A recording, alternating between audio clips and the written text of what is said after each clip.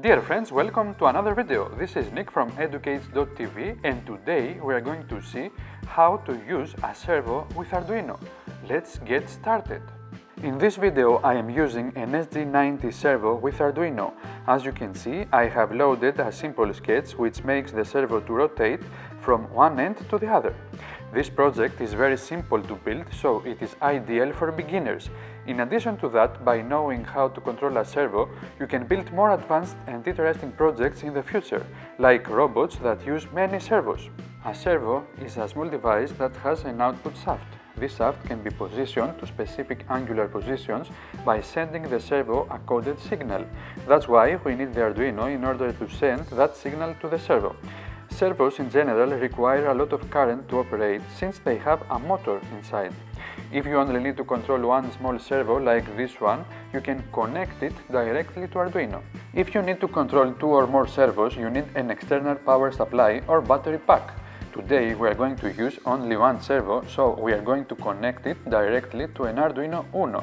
We are using an SG90 micro servo today, which is a very popular one and very cheap. It costs around $3. You can find a link for the servo in the description of the video.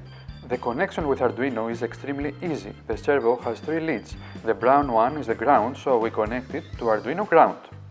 The red one is VCC, so we connect it to Arduino 5 volts. The last lead, the orange one, is the signal lead, which goes to any digital pin you like. We connect it to digital pin 8 today. As you can see, if we power up Arduino, the servo starts rotating. It is that easy. Now, let's see the code of the project. Arduino team has developed a very easy library in order to control servos. All you have to do is to include it in your program. At first, you have to create a servo object and attach it to a digital pin. In our case, it is digital pin 8.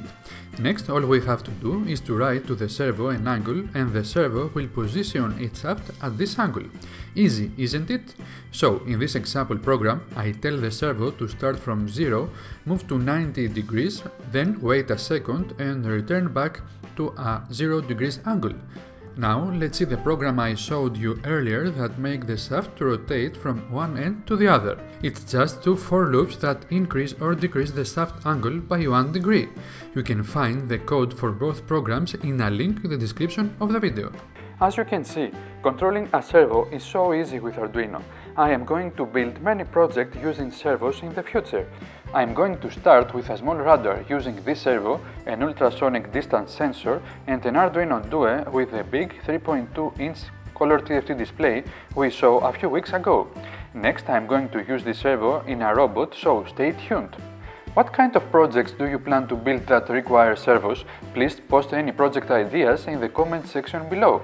Before I go, I would like to show you a small footage from Mount Aietos here in Greece. And I would like to wish you all a happy new year. May the new year that follows be the best you have ever had. If this is your first time here, I would love to have you subscribed. In this channel, I post videos about do-it-yourself projects every Saturday. I build projects with Arduino, Raspberry Pi, I build robots and simple electronic circuits. I love making things and helping people doing the same.